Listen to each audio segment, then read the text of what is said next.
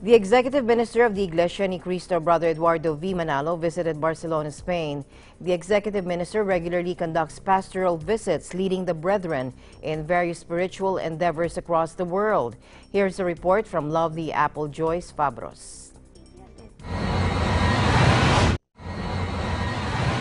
The Executive Minister of the Iglesia Ni Cristo, Brother Eduardo V. Manalo, visited the local congregation of Barcelona, Spain, and led the Evangelical Mission Worship Service held on April 30, 2017, as they celebrate their 25th anniversary. Many members of the Church of Christ from different local congregations participated on this special worship service. It has been 5 years ago since the Executive Minister of the Church of Christ, Brother Eduardo V. Manalo, led the chapel dedication here in Barcelona, Spain last July 28, 2012. It was the former chapel of Jehovah's Witness and was bought by the Iglesia Ni Cristo on January 2012. Currently, it is the largest house of worship outside the Philippines with 1,200 seating capacity. The members of the Church of Christ, not only in Barcelona, but also all the local congregations in District of Southern Europe, conducted 2 weeks devotional prayer to ask God for His help, guidance, and for the success of the said event. As the members of the Church of Christ here in Barcelona celebrate the 25 years of God's love to His nation in this part of place in the world, they offer Him thanksgiving by sharing their faith to their family, friends, and relatives who are still non-member of the Church of Christ.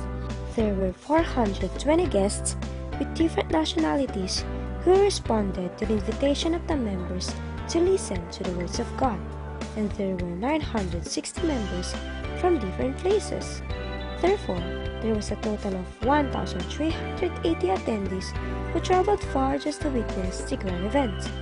After the Evangelical Mission Worship Service, the members of the Church of Christ here in Barcelona offered a Christian song for the guests, visitors, and especially for Brother Eduardo V. Manalo.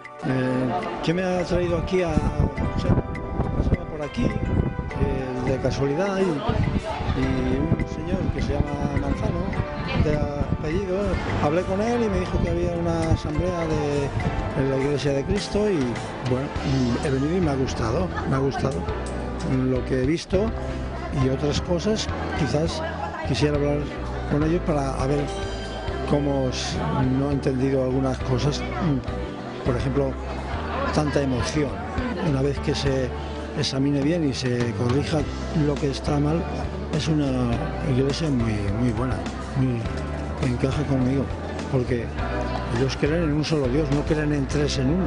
Pues yo he notado una diferencia: la mayoría de las religiones creen en la Trinidad, y esta no cree en la Trinidad, cree en uno solo, y el Hijo es el Hijo. Si eso es fácil de entender, un padre y un hijo. ¿Cómo se siente? Yo me he sentido un poco emocionado también, porque he visto mucha armonía y mucho amor entre vosotros y eso me emocionó. Napakahalaga po ng mga ganitong mga pamamahayag ng mga salita ng Diyos.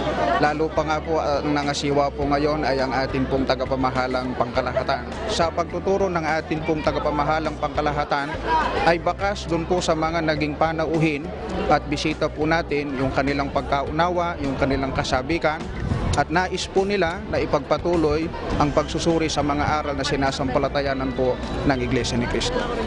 At sa panig naman po ng mga kapatid, talagang lalong damang-dama po ang mga kasabikan po nila.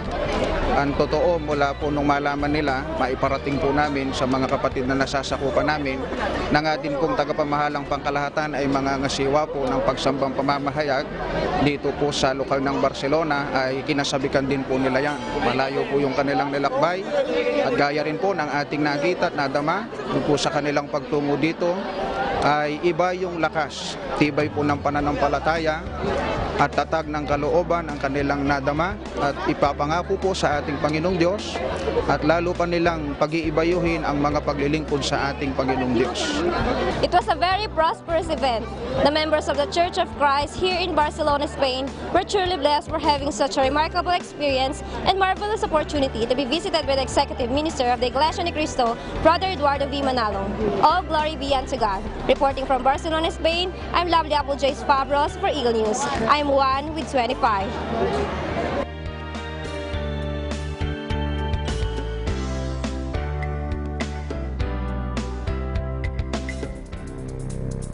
Thank you, Lovely, and we'll be back with the business news right after this break. Stay tuned.